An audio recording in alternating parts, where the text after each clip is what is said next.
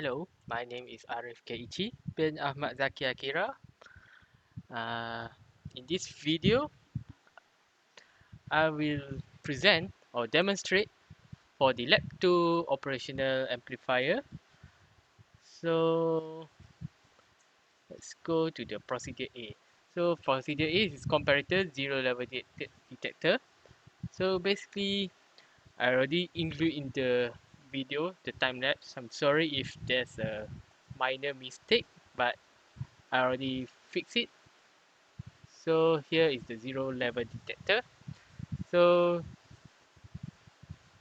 the zero level detector, the input is in the front here and the output is here. So basically what is gonna happen is I'm gonna simulate it.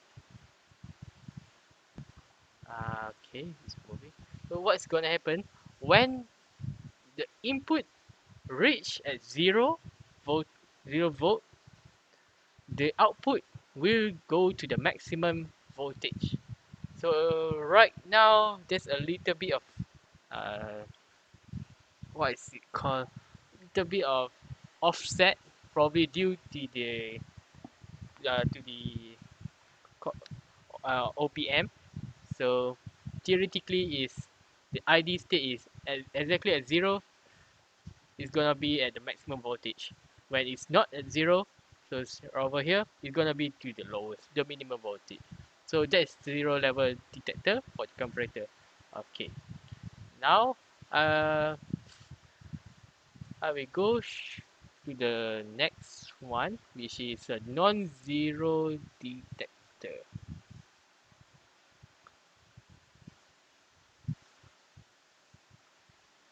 And this is the circuit for non-zero detector. Okay, we are back with the non-zero level detector. It's almost similar to previous, with only different with there's a resistor in the front here. Input is over here, output is over here. So I'm gonna start with the resistor of 4.7k, which is the same as in this uh, module. So let's start with 4.7k. Okay, so for the non-zero level detector, as the name said, non-zero, so that means the output, the output, we get the maximum voltage after it reached to uh, that voltage, the voltage reference. So in this case, when it's 4.7 kilo ohm and 1 kilo ohm for the R2, so we get the voltage reference, which is 1.754 volt. Uh, so as you can see, the result here, when it reach, let me show you. It's over here, the y-axis. So here, it's reached to this level at C1. Yeah, wait. So 2.8. I mean, there might be an error. So the waveform is quite jittery. So theoretically, is at 1.7, the output will be maximum. When outside the range of 1.7, which is lower than 1.754, is gonna be minimum. So following with that, so I'm gonna keep showing this. So as the R1 decreases, so let me decrease to 2 kilo ohm. So when the resistance decrease, wow, the decrease, so the voltage reference is also decreased. So right now it's 2k to 1k. We can get that the voltage reference is 3.333 volt. So the output voltage is getting, the square waveform is getting smaller.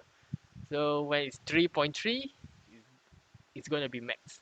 So since the maximum is 5 volt, so 3.3 to the 5 volt is quite small. So as as the resistor keep decreasing, at one point, if the R1 and R2 is the same, let me show you. Okay, is the same. So basically, the voltage reference is already 5 volt. So the maximum for input is also 5 volt. So there's no uh, voltage above the 5 volt. As a result, the output will go to the minimum, the most lowest voltage. So in this case, it's negative 15 volt. So let's continue to the next one. Okay, continue with the summing amplifier. So this is the circuit diagram. So it's the input for voltage 1 goes to R1, and the voltage for number 2 for R2, and this is the R reference, the resistor reference. So for the summing amplifier, the concept is that uh,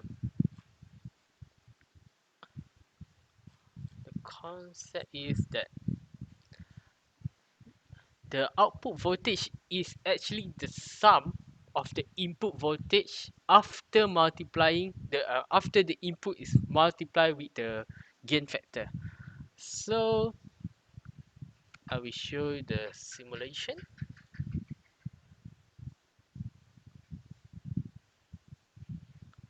Okay, here is it. So right now the the where is it? Let's start with the first one. So RF is equals to R1 and equals to R2. So REF is equals to R1 and equals to, so I will increase it to 10 so I can show the graph. So basically when it's all is all the resistor R1, R2 and RF is all the same, the output voltage will be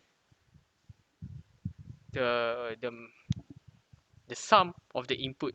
So since the RF is equal to R1 and R2, so the total will be negative 4 volt here. It's theoretical calculation. So this is the formula using the RF over R1 multiplied with the input voltage for input voltage for so V1, and this one is for V2. So if there's more, you're gonna increase to V3, V4. So negative 4 is the output voltage. So as seen here, shown here, the sum is negative 3.976. So almost similar to the theory. So let me show what happens if the R2 is decreased to 2. So as is the sum, so basically if I change the voltage the resistor here, you will get the sum is here, it will be this different. So right now the output has changed to negative 12.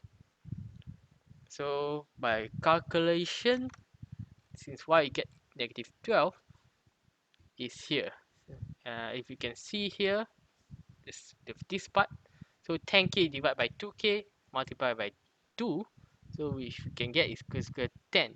So this over here is already 10 volt input, so that's why you get negative 12. So let's for in this module there's several questions. So what can I understand about the summing amplifier actually? So basically the summing amplifier is a type of operation amplifier circuit configuration that used to combine the voltage present on two or more inputs into a single output. And what happened if the frequency increased to 3k volt hertz?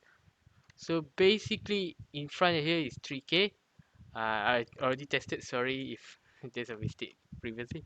So as it increase the voltage, basically the as the voltage, the output voltage remain the same. The only changes is just the time. So as the frequency increase, so 3K, 4K increases much more, the time taken to complete a cycle will decrease. So the waveform will be much smaller. Okay, for the discussion for A and B, so during the experiment, for the zero level detector, as the input waveform is above 0 volts, the output will goes to the maximum. So the output will form a square wave. For the non-level detection, uh, the output form a maximum voltage square wave when the input reach a certain amount of voltage. The voltage is called the V reference. So when the V ref is larger, the output square wave will be smaller. At a certain point, basically, it's gonna be completely zero. So if the R1 and R2 is the same, so it's gonna be minimum. Discussion for C, during the experiment for the summing amplifier, the total input will always be 0 before entering the OPM. The output of the waveform is the total sum of voltage input multiplied by the gain factor of the input resistor and the reference resistor.